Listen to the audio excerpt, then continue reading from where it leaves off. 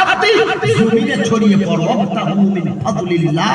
আমি আল্লাহ আমার পক্ষ থেকে রুজি তালাশ করব, আমার অনুগ্রহ তালাশ করব। ওয়াজকুরুল্লাহ, আর ইনকাম যখন করবি, দোকানে যখন থাকবি, কাস্টমার যখন ছাড়বি, রাজমিস্ত্রি কাজ যখন করবি, তখন গান বাজনা না শুনে ওয়াজকুরুল্লাহ, আমি আল্লাহ আমার জিকির করবি। লাআল্লাকুম তুফলিহুন, যদি আমার জিকির আমার ফিকির থেকে ইনকাম করতে পারো, আমি আল্লাহ তোমারই অল্প উপার্জনে আমি আল্লাহ সফলতা দান করব। জোরে বলেন না সুবহানাল্লাহ। আল্লাহর কোরআনের কথা, আগে নামাজ, তারপর রুজি। নামাজ বাদ দিয়ে রুজিতে বরকত কোশ্চিন কালে হবে না, হারামে কোনদিন বরকত হবে না।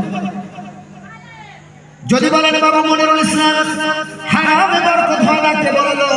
আমাদের এলাকার যিনি মেম্বার আছেন, 1 বছর আগে তার অ্যাসবেস্টসের ঘর ছিল, এখন ভোটে দাঁড়িয়ে দিতে যাওয়ার পর 3 তালা হয়ে গেল। ফার্স্ট প্লটের সব জমিগুলো তার নামে। কে বলেছে হারামে বরকত নাই? ও মুসলমান, ওটা বরকত না। আল্লাহ যখন একটা নাড়া দেবে গো, আল্লাহ যখন একটু ছোট্ট হোঁচট খাইয়ে ছোট্ট ছিলে দেবে, তার থেকে আল্লাহ এমন করে ক্যান্সারে রূপান্তরিত হয়ে যাবে, তার ভিটে বাড়ি বিল্ডিং গাড়ি বাড়ি সব বিক্রি করে রোগ সারাতে পারবে না। এই দেখে কিছু সাধারণ পাবলিক তারা বলে, ওরে কত কিছু করে ফেলেছে, হিংসায় জলে কত বিপদ করে নিজের আমল নষ্ট করে, পরনিন্দা করে নিজের আমল নষ্ট করছে।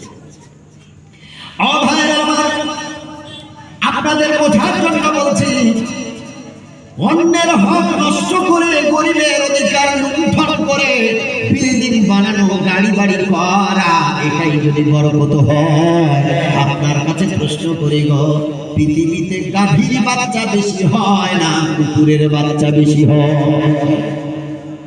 জন্ম কার বেশি বাপজি? গরুর বাচ্চা বেশি হয়, গাভীর বাচ্চা বেশি হয় না কুকুরের বাচ্চা? একটু জোরে বললে ভালো লাগে। কুকুরের না? বছরে কটা হয়? অন্তত সিঙ্গেল না, 2, 4, 5, 6, 7, 8টা। আর গাভীর বাচ্চা কটা?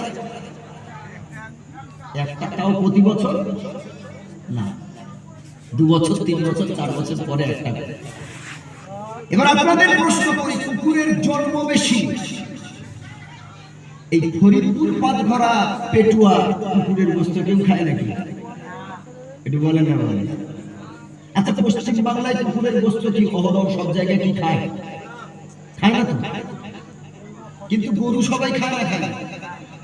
হ্যাঁ, খায় না। কিসের? রমজান মাসে হোটেলের সামনে সব লাল কাপড় ঝুলে যায়, সবুজ কাপড় ঝুলে যায়, তোরা শুধু ভেতরে ঢুকে খা, কেউ দেখতে পাবে না।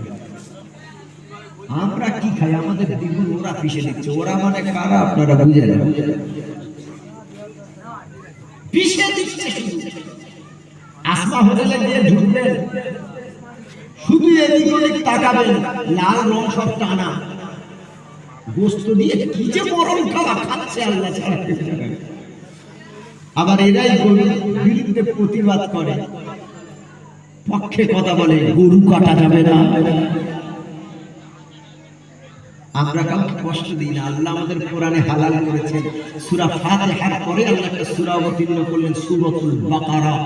হযরত মুসা নবী আর গরুর একটা চমৎকার ঘটনা আছে এই সূরার শুরুর দিকেই। এই জন্যই ঘটনার দিকে লক্ষ্য করে সূরাটার নাম রাখা হলো সূরাতুল বাকারা। বাকারা মানে গরু, গাভী। আল্লাহ আমাদের হালাল করেছেন, কাউকে কষ্ট দেওয়ার জন্য আমরা মুসলমান খাই তা না। আল্লাহ আমাদের বৈধ করেছেন, তাই আমরা খাই, আলহামদুলিল্লাহ। না হলে আমরা খাই না। মুসলমান বাবাজি, আল্লাহ রাব্বুল আলামিন বলেন, আহাল্লাল্লাহুল বাই'a ওয়া হারামার রিবা। আমি আল্লাহ ব্যবসাকে হালাল করেছি গো, আর সুদ আমি আল্লাহ হারাম করেছি। সুদে বরকত নাই। যারা লোন নিয়েছেন, সুদ নিয়েছেন, আমি বহু ফ্যামিলি দেখেছি, লোন নেওয়ার পর লোনের টাকা পরিশোধ করতে গিয়ে খাওয়াও উঠে গেছে। ওই মাসে স্যালারি পাক আর না পাক, মাইনে পাক আর না পাক, চিন্তা, লোনের টাকা পরিশোধ করতে হবে।